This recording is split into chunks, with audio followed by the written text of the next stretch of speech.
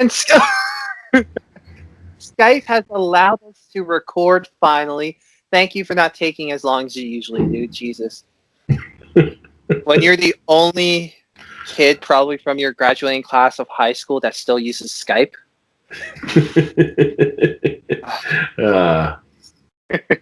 Welcome back to Thrashers Paradise, everyone. I am joined with a very special guest all the way from Vancouver, British Columbia. I am joined with DJ Temple of Without Mercy. He joins us here today to talk about the brand new album Seismic, which came out, Bandcamp, please tell me, on November 20th. Woo! Woo! So DJ, how are you doing? Dude, I'm so stoked. I'm in paradise. It just happens to be a Thrashers Paradise. So I'm here. Well, I am glad you ended up here on our paradise where we can thrash together, mosh together, and hell, even have a beer or two. Excellent. There must be 2 or 7. We have nothing under 20. That's fair. That sounds really wrong. I hope you still mean beers. Yes, we're talking about beers. Really wrong. Welcome to Thrashers Paradise. Nothing under 20, boys. Nothing. Wow. Okay. Wow. Okay. Let me re-say that. The beer count in this household doesn't go below 20. Oh, sure. Yes. Sure. Jesus, I'm going to have to do some editing for this interview. Or not. Okay. That's just what it's like when the catharsis is hallowed. See?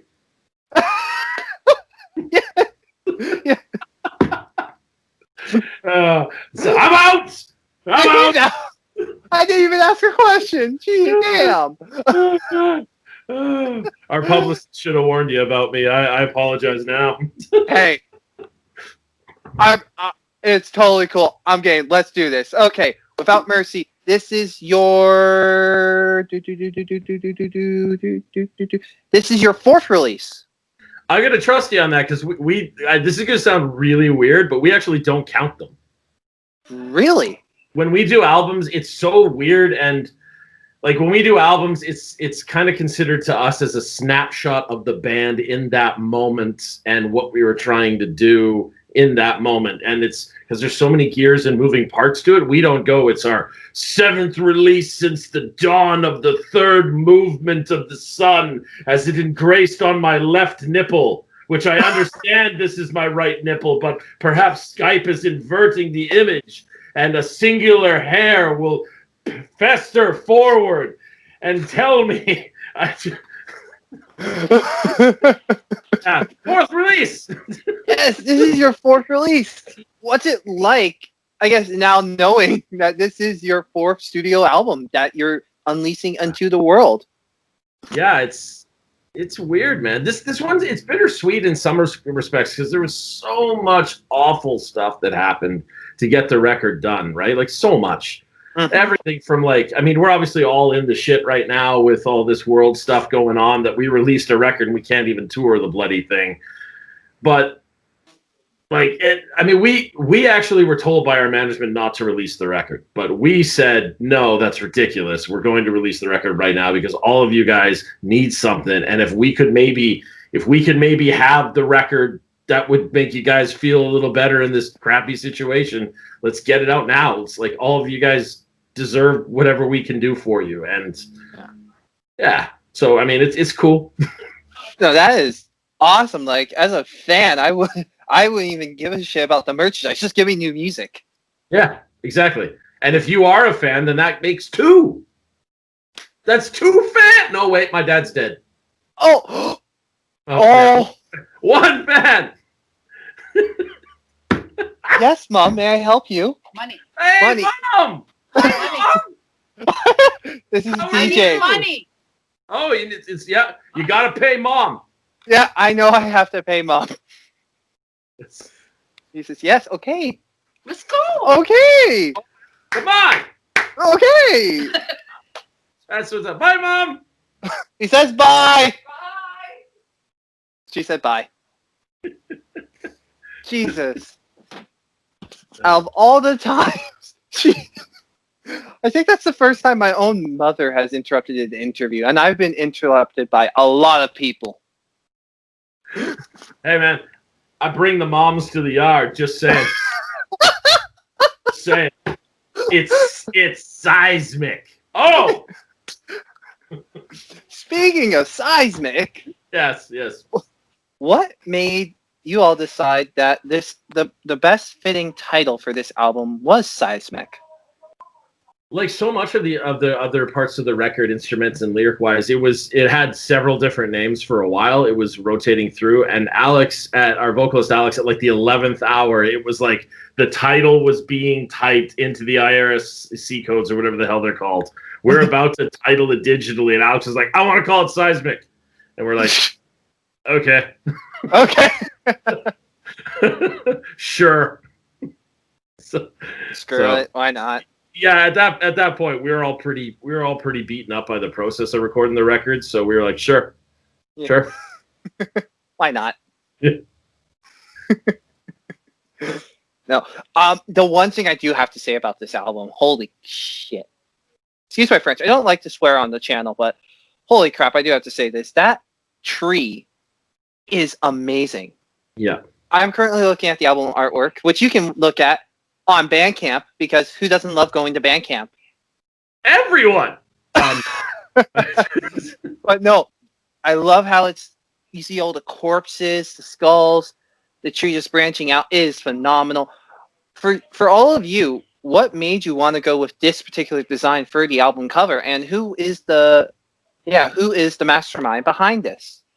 My buddy Braden, who is a lifesaver, and he's just a lifesaver, because we actually had one of the worst times with the record was the artwork. We paid so many artists their air quotes deposit, and then they just vanished. They never gave us anything. They did not, and I mean like 6 or 7. It was ridiculous. Oh my god. And then we ended up getting signed to Nuclear Blast's feeder thing, the Blood Blast distribution thing, and they were like, "Where's your artwork?" And we're like, "We don't know. Like, what the hell are we gonna do?"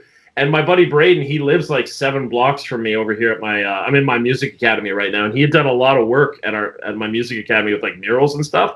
Mm-hmm. So I called him and said, "I'm in a lot of trouble, buddy." And he came down, he met with me, and I gave him the same like paragraphs of explanation of what we wanted that we had given every other artist. Yeah. And I explained to him, like, "Dude, I'm out of time, I'm out of money, I don't know what the hell I'm gonna do." And he came up with what you see in 3 days and charged me next to nothing so that we could get it done in time. That was 3 days? 3 days. That guy is a sweetheart for doing that. Is amazing for 3 days. Jesus. And I really want to say, for anybody that does buy the physical copy, buying it directly from us on the website or whatever, it totally does help the scenario. Yeah. Sorry. Wait, hold on. Kevin, it's East Walk. East Walk? East Walk, yes. Okay. There's only one East Walk? Yes. All right. I'm so sorry about that. Getting Chinese food is so much fun in this household. Awesome. But yeah, basically get the artwork or get the physical copy, because the inside of the artwork has more crazy stuff that Braden did for us, and it's pretty amazing. Really? Yeah, dude. I definitely have to get a physical copy then. Jesus. I know a guy. You know a guy? I know a guy. Awesome. I gotta talk to that guy then. Yeah, he plays guitar at Hallowed Catharsis. Oh, really? No. Oh, man. Do you know anyone from the Hallowed Catharsis? Yeah, I know the whole band. We're all buddies, dude. Oh, sweet. Yeah. So, I do gotta ask that, because after that, hearing that now there are so many great bands from the Vancouver metal scene. Right. Does it feel like one big family, or is it something compared to a Toronto scene where it's just there's too many bands to get to know to make like good connections with? I think, at the risk of being controversial, it's a lot like high school where it's cliquey.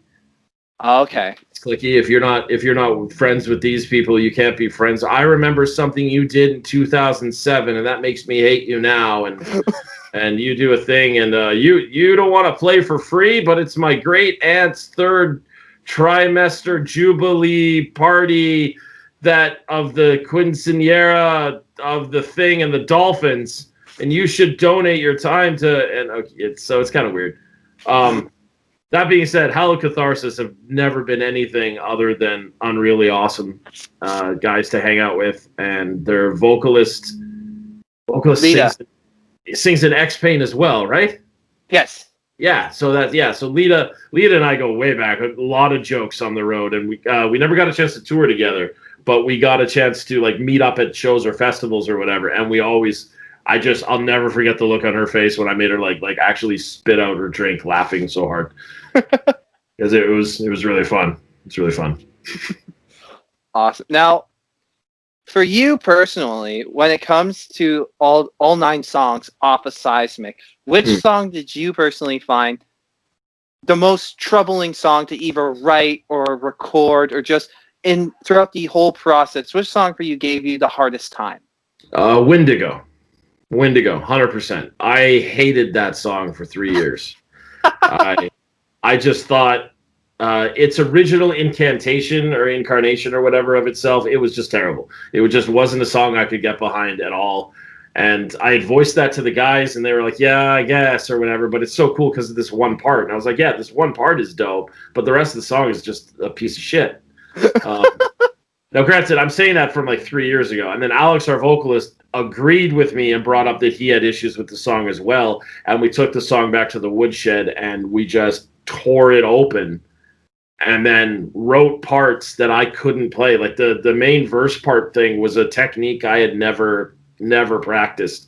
But I was like, it's going to sound the best, so we'll write it in now and I'll learn to do it. Mm-hmm. And yeah. So now it's turned out to be, I think it's one of the craziest songs on the record because it's so different sounding to the rest of it. So much of the album, it seems to be different and swooshy and weird. And yes. So now I really dig it. I'm proud of what it became, but I hated it 3 years ago. Well, hopefully the man that was arguing against it 3 years ago today would be proud of what it's become now. We'll see. He's a lesser man. Oh, yeah? So, yeah. No. So it's been, I want to say 2 weeks since the album was released. What has been the feedback so far about your album? It seems to be people either get it or they don't. Okay. There's a lot of aspects to the record that we left in, Easter eggs, if you will. There's Easter eggs in every video that we've released as well. Spoiler alert, so try and find that. There's literally an Easter egg in every video, and there's an Easter egg in every song on the record, in the sense of, like, we left a lot of organic things in there. We left some mistakes on purpose. We left entire takes. Like, the end of Windigo is like a 3-minute drudge. Just drudge. And that's Matt, our drummer, and I playing that live on the floor. It's not chopped in. So we played that for 3 minutes straight because we felt it in the moment it to be 3 minutes. And that's to a lot of people, they didn't like it. Even when we were shopping the record, a lot of labels were like, this is you can't, no, this is awful. What's this? I have issues with the performance. What's that? The only guys that really seemed to grab it were Nuclear Blast. They were like, okay, yeah, sure. Let's give it a shot. So that was pretty cool. Oh yeah, that's awesome. Just one of the bigger name labels just goes, yeah, okay. And you're just like, what? You guys seem hungry, sure. Okay. No, so I'm on YouTube right now, and one of the first videos that they pop up was the vocal video for Disinfectant Soul. So for you all, what made you kind of just want to make that song just a vocal video?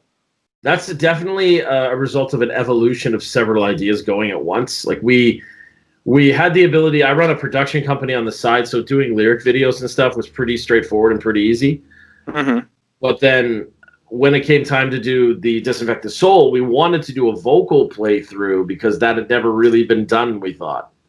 So a combination of a vocal playthrough and a lyric video, and then a cool message, and then Alex's Easter egg in it that he had, and Alex got involved, and all of us got involved. Then we hired this great film crew called City Zero Films, and they had some ideas, and they took our thing and ran with it. The end result is what you see, and it's quite an emotional roller coaster. The number one comment we get when it's done is people are like, "That was 7 minutes? That doesn't feel like 7 minutes." I mean, is any real metal song under like 5 minutes of real song? Nothing under 20. Yes. You're Yes. in the Thrashers Paradise.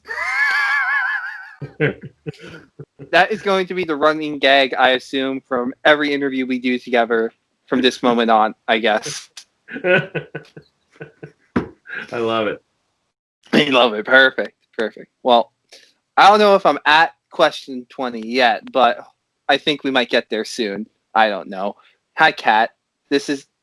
See, people just love interrupting me. Jesus. No. So you do have an official video out for Uprooted, Yes. which came out a month ago. What was it like to make a music video during this whole pandemic rules, guidelines, and all this fun stuff? Where we're at in Canada, the rules and guidelines weren't so severe that it affected the filming because, again, we were outside. It was a pretty massive thing, and we kept the production team quite low. I think even with the entire production team and all the grips and everybody, there was still only like 7 of us there, if that. So okay. We still managed to keep it small, and we just shot. It's actually in my wife's friend's backyard. Is where we shot that, and it was just insane. It was a super long day, like 18 hours or something, just crazy for a long day. And we were pretty beaten up when the whole thing was said and done. But the end result is what you see, and we're pretty stoked on that thing. I do have to say, it looks like a very interesting music video that I definitely do have to check out after this interview is done. But no, Jeff, I do have to compliment the album. It is very good. I've enjoyed it. I've enjoyed what I've heard so far. I think it is different from a lot of the other stuff that I've heard from the other Vancouver bands. And I think that's refreshing to hear, just that difference to set you apart from the other bands. Now, the band's style, what are you doing, Kat? Jesus. Now, the band's musical style and sound, do you find it an advantage or a disadvantage when talking about being part of that Vancouver scene and trying to book shows? That's a good question. I would say I don't give a flying fuck. Yes. I don't. Like that's like a band like us where I don't know if we've ever been like we started our career playing with hip hop and punk bands. It just happened to be on the bill. Like our whole thing was like, hey, let's play this show or whatever. And to a certain extent, we don't really ask for shows anymore. To a certain extent, I understand that sounds kind of cocky, and it's not meant to. But we've been in the scene long enough that we're usually asked to come be part of a bill, or our friends are putting on shows and they want to play with us, or we want to play with our friends, and it's this kind of a thing. So I don't think the style really has a disadvantage. No, I don't think so.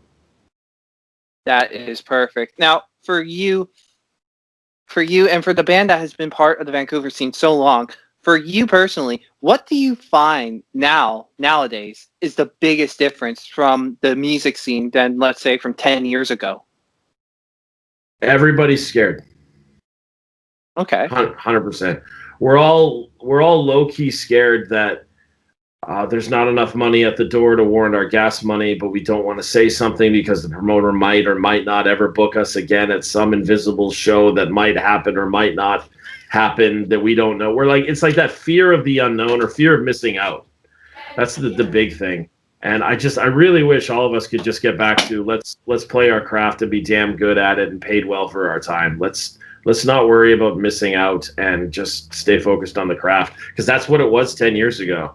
I mean, maybe more 20 years ago, but like it's definitely a fear of missing out is kind of poisoning not just this scene, but many scenes for sure. That's my opinion anyway. For you, where is your favorite place to perform in Vancouver venue-wise? Rickshaw Theatre on Hastings is amazing.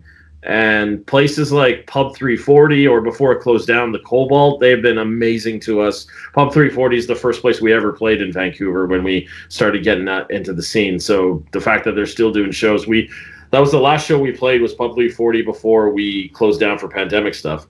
And it was like coming home again to see us after all this and a new album coming out. And we had known about Nuclear Blast at that point, but we couldn't say anything.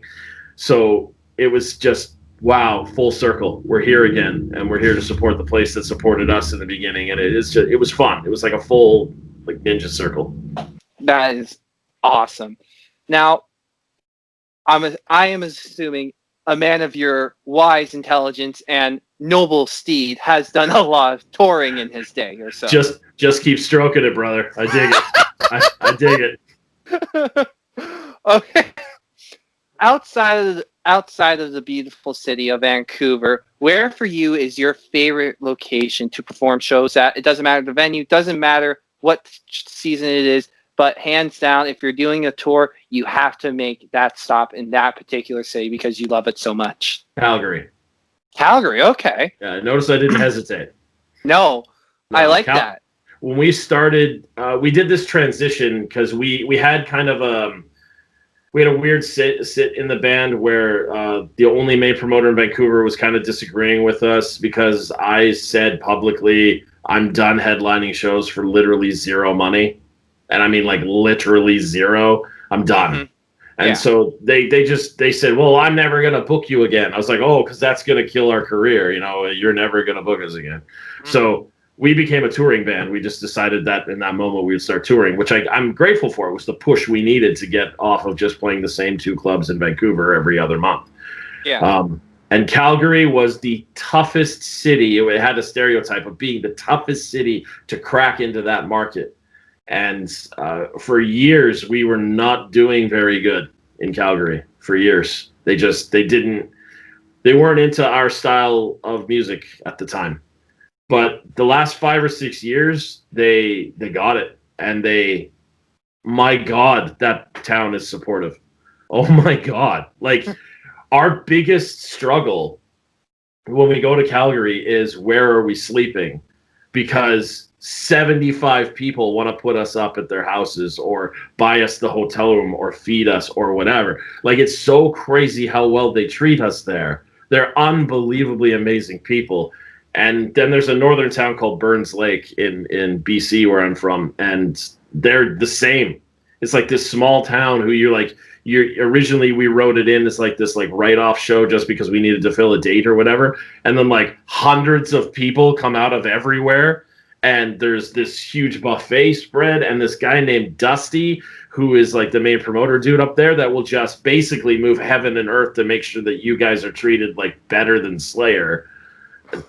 Unbelievable. Those two places are like, I don't care how big we ever get, we're going back to Burns Lake or Calgary. That is awesome. Yeah, man. Like, the support is ridiculous. It's ridiculous. Oh, that is insane. For you, throughout all your touring, throughout all your music listening experiences, because I'm assuming you still have that urge to find new bands to listen to, whether it be signed or not signed, just all over the country. For you personally, this is a two-parter.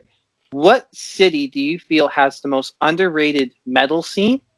And who for you do you think is the most underappreciated, underrated metal band, in your personal opinion? Of all time? Of all time, sure. Like, can they be retired now? Yeah, of course. Okay. I think Canada's scene has been underrated for a long time. Yes. But it's starting to hopefully starting to get there. You got your Beneath the Massacres, you got your even now yeah. You got your you got your, but for me, a band that and I'm sure because they didn't want it, but a band for me that I never thought got to see the crazy heights that they well deserve was Strapping Young Lad. Yes. Yeah. Okay, we're talking the same alley now. Like, I'm 20 years old, and they're my all-time favorite band. Like, that's good. You don't look a day over 35, bro. Oh, thank you. No, I remember being 17, 16. I was starting to listen to the Devin Townsend Project because that's what was his main thing at the time. And then I heard his live album, The Retinal Circus, and I heard Detox, and it was just like, what is this? Where can I find this? Yep. And from that moment on, Strapping Young Lad, it was like love at first sight. Like, Yeah, the first song I ever heard was Detox live. I was in a club in Victoria visiting my Japanese friend Masa because he was going to the University of Victoria for computer science, and he was getting me into metal, and he handed me a ticket that said SYL. I'm like, what the fuck is Sill? What the hell is that? Hey, guys, I'm going to go see Sill. Ah! Watch this. Now this is my experience when they played their first note, because the club was so small that they like walked through the crowd to get on stage. Like that's how small the place was. And they just walked out and he's like, "Ladies and gentlemen, fuck you." And then they started playing. This is DJ's reaction. Still. Unreal. Detox. Oh my god. Like, wow. And I didn't know who Gene Hoglan was yet either. So I'm watching Gene Hoglan play drums. I'm like, who the hell is that dude? Like, so good. And Devin was, Devin's always been great. But like, man, yeah, I love that band, Strapping Young Lad. I love that band. See, for me, I gotta say another Vancouver band too. I think 3 Inches of Blood is a bit not as appreciated as what they should be. They've released 4 killer albums. Yeah, Ash is a good buddy of mine for sure. I agree. And they even tried to grab Byron Stroud to play bass for a while, and it just nothing. It just wasn't. I don't know. It's so weird, man.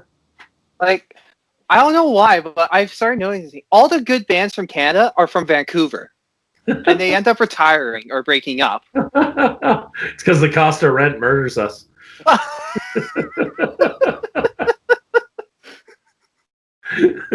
There's a band. They hung up the Ghost a long time ago, but and it broke my heart because I honestly thought they were the best thing this country's put out since Strapping. And they were from Calgary. They're called Exit Strategy. Strategy? Now, sadly, it's a common name, but if you find Exit Strategy from Calgary, their album, The Atrocity Machine, is still on my playlist. It's absolutely ridiculous. So who's ever listening to this, do yourself a favor and go listen to Exit Strategy. Unreal. And I love those guys to death. They still support us. We met them on tour. They're like, we were like, holy shit. And then we played and they were like, holy shit. And we were like, it was this whole thing back and forth. It was so much fun. They were so good. And their guitar player's a ginger too, so we had this whole thing. It was pretty neat. That is awesome, man. Shit. No, like I think the fact that our country as a general has such an under noticed metal scene, I guess you could really say, because we have such great bands nowadays like Unleash the Archers, Cataclysm, even Arrival from Autumn, because they're from Grand Prairie, I believe. Yep, we know those guys too. Toured with them too. Like, there's so many, there's these great bands, but you never see them getting played on the radio. You never see them getting talked about when other metalheads are just shooting the shit. And it's like, okay, I need to do something about this because there's too much great stuff here in Canada to not be talked about. Yeah, well, it's because they haven't been on Thrashers Paradise. That's why. Yeah. So. Yeah, well, that is the main goal that I want to do, is to help Canadian metal bands get their name out there. Because if no one else is going to do it, then screw it. I'm going to do it. Might as well. Yeah, exactly. Like, what else do I have to do? Homework? Like, interviewing's better. This is true. And look what college got me, a job at a candy factory. I'm out!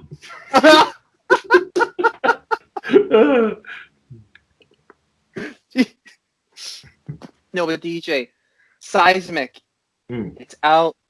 People are listening to it. Some people are loving it. Some people may not understand what you guys were trying to do, and it's just like, well, you're in the wrong. Not you. Person listening to it. Okay. Okay. For you, in a whole, what does this album truly mean to you? It represents 3 years of rewriting and touring it and writing it again and rewriting the rewrites of the rewrites. It represents the highest amount of money we've ever personally spent on a single recording. $50,000. Holy shit!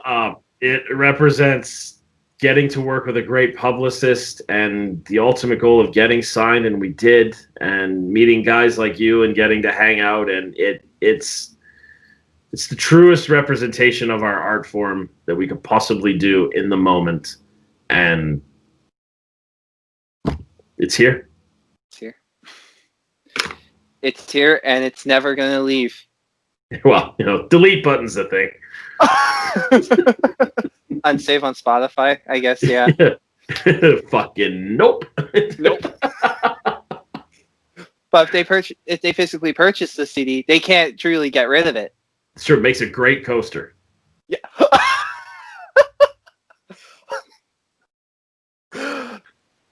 As a CD collector, that kind of hurt just hearing that. Oh man.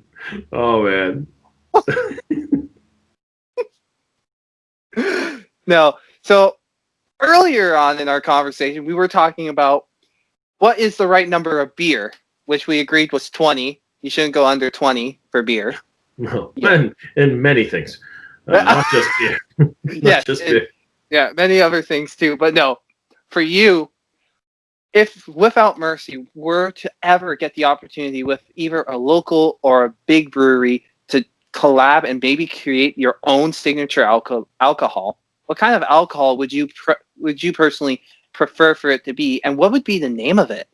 Ginger Tornado. Yes! Because, like many things ginger, once it's in your mouth, you swoosh it around a bit, and you think to myself, this is just like that time I wanted a Super Nintendo, and my uncle was like, can you keep a secret? And holy shit, I'm going to get a call for that one. Oh, man. I don't know where this is going. Oh, my God. Oh, my God. I got nothing. Okay. I got nothing. The alcohol is going to be called Ginger Tornado. What kind of alcohol are we talking? It's a fruity beverage and an IPA. Ooh. Yes, it's a fruity IPA. There it is. What kind of fruit are we talking? Are we talking blueberries? Are we talking blackberries, apples, peaches, cranberries? Moving to the country, gonna eat me a lot of peaches. Yeah. A peach flavored IPA. You know what? I'd be curious to try it. It's good to be curious, my friend.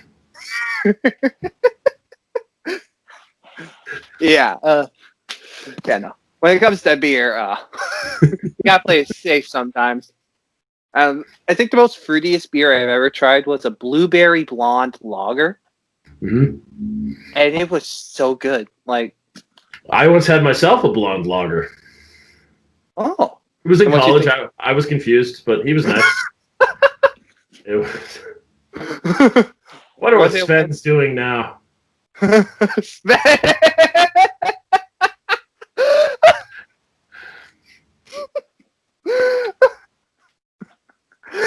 Jesus. Okay, DJ. A man of your true wisdom must know the answer to this immortal question, which is the question. Oh no, indeed, yes. We call it the poser question to ensure we're not just talking to some random red-headed mister from from the island of Vancouver. Yeah. Or Vancouver, the city. I don't know. I get confused a lot with British Columbia and geography. Here we go. Poser question. Yes. Just making sure my mic is.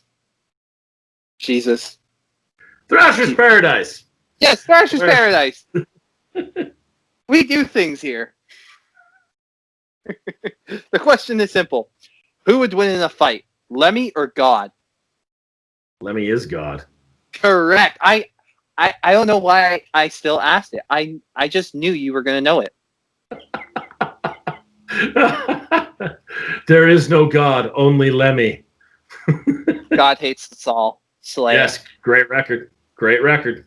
The greatest. Yeah, it's one of the best records. The release date is so unperfectly perfect. It's horrible. Well, you remember when it got released, right? Yeah. I remember that whole thing and the secondary cover because the first cover was too much, and the losing of their distribution deal because of it. And yeah, it's a good record though. It's a great record. No regrets. Anyway. No, GJ, thank you so much for taking time out of your. I am right to assume your extremely high demanding busy schedule. Like the fact you were able to fit me in is, I really appreciate it. Nothing under 20.